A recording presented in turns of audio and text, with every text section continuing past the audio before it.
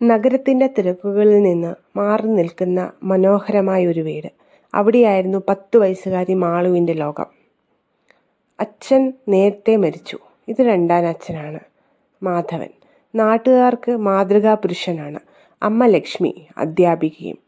വൈകുന്നേരം ജോലി കഴിഞ്ഞ് വരുമ്പോൾ മാളുവിന് രണ്ടാം അച്ഛൻ മിഠായികളും കഥാപുസ്തകങ്ങളും കൊണ്ടുവരും.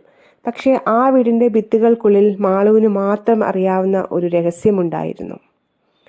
രാത്രിയുടെ നിശബ്ദതയിൽ അച്ഛൻ്റെ കാലൊച്ച കേൾക്കുമ്പോൾ മാളുവിൻ്റെ ഉള്ളിൽ ഭയം തണുത്തുറയും.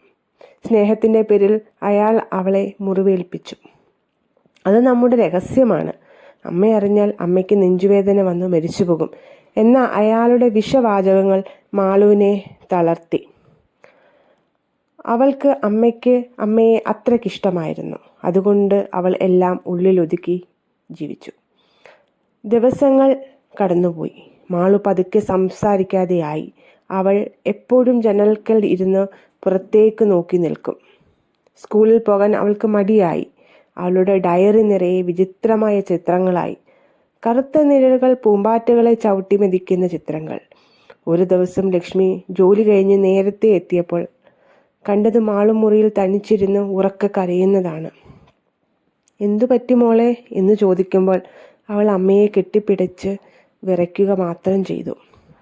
മാധവൻ പിന്നിൽ വന്ന് നിന്ന് അവളെ നോക്കി കണ്ണുരുട്ടി. ആ നോട്ടത്തിൽ ആ കുഞ്ഞു മകൾ ഭയന്ന് മിണ്ടാതായി.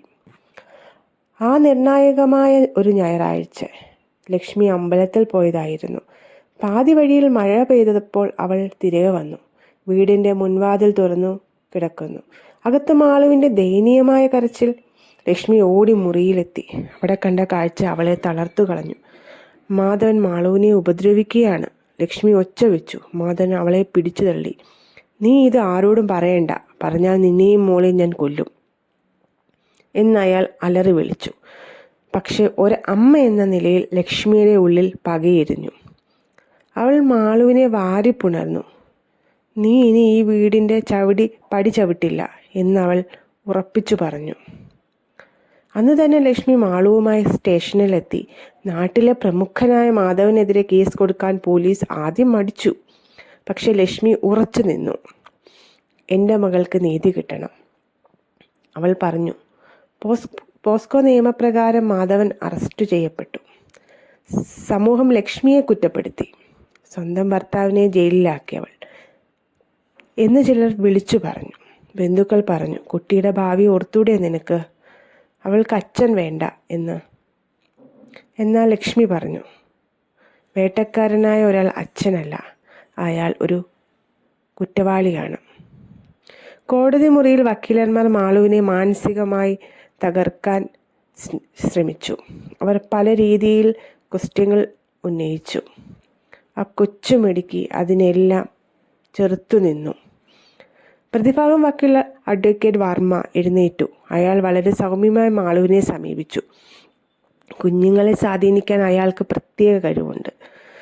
അയാൾ മാളുവിനോട് ചോദിച്ചു, മോളെ മാളു, അങ്കിളിനോട് സത്യം പറയണം.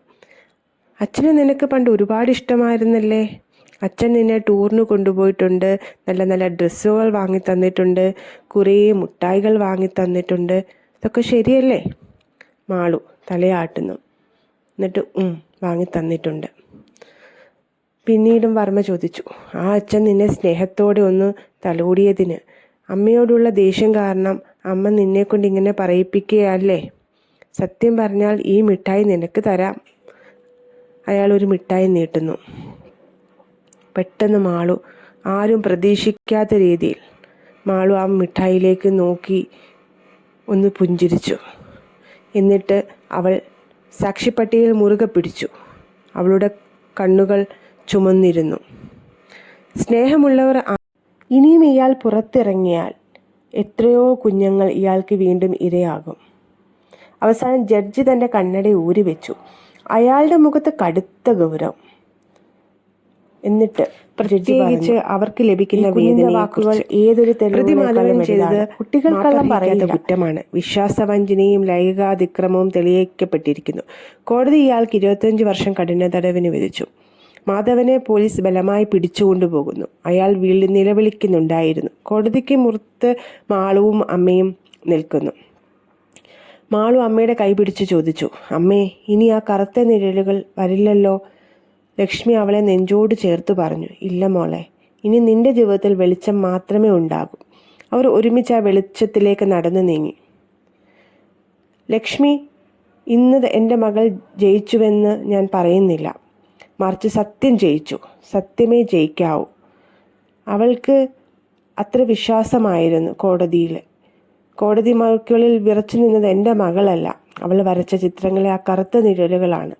ഇവിടെ കൂടിയിരിക്കുന്നവരോടും ഇതിൽ കേൾക്കുന്ന മാതാപിതാക്കളോടും എനിക്ക് ഒന്നേ പറയാനുള്ളൂ. വീടിനുള്ളിലെ വേട്ടക്കാരെ തിരിച്ചറിയാൻ വൈകരുത്.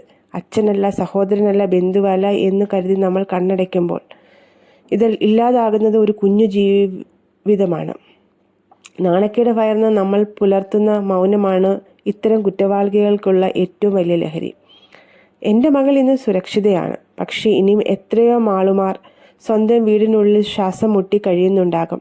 മക്കൾ പറയുന്നത് കേൾക്കാൻ നമ്മൾ തയ്യാറാകണം. അവർ പറയുന്നത് കേൾക്കാൻ നമുക്ക് സമയമില്ലെങ്കിൽ, അവരെ ചേർത്ത് പിടിക്കാൻ നമുക്ക് ധൈര്യമില്ലെങ്കിൽ, നമ്മൾ എന്തിനാണ് മാതാപിതാക്കൾ എന്ന് വിളിക്കപ്പെടുന്നത്? രക്തബന്ധത്തേക്കാൾ വലുതാണ് ഒരു കുഞ്ഞിൻ്റെ അന്തസ്സും സുരക്ഷയും. തെറ്റ് ചെയ്യുന്നത് ആരായാലും അത് ചോദ്യം ചെയ്യപ്പെടണം. ഭയത്തെ തോൽപ്പിച്ചാൽ മാത്രമേ നീതി ലഭിക്കൂ. ഇനിയും എൻ്റെ മകൾ ഭയപ്പെടില്ല. അവൾ ഇനി ചിരിക്കും. അവൾ ഇനി സ്വപ്നം കാണും. കാരണം അവളുടെ കൂടെ അവളുടെ അമ്മയുണ്ട്. ലക്ഷ്മി മാളുവിനെ നോക്കി പുഞ്ചിരിക്കുന്നു. മാളു ആത്മവിശ്വാസത്തോടെ ചുറ്റുമുള്ളവരെ നോക്കുന്നു. ഇത് എല്ലാവർക്കും ഗുണപാഠമായിരിക്കട്ടെ. കുട്ടികളെ വിശ്വസിക്കുക. അവർ പറയുന്ന കാര്യങ്ങൾ ഗൗരവമായി എടുക്കുക. മൗനം വെടിയുക. കുടുംബത്തിൻ്റെ മാനം കാക്കാൻ വേണ്ടി കുറ്റകൃത്യങ്ങൾ മൂടി വെക്കരുത്. അത് കൂടുതൽ തെറ്റിലേക്കേ പോകുകയുള്ളൂ.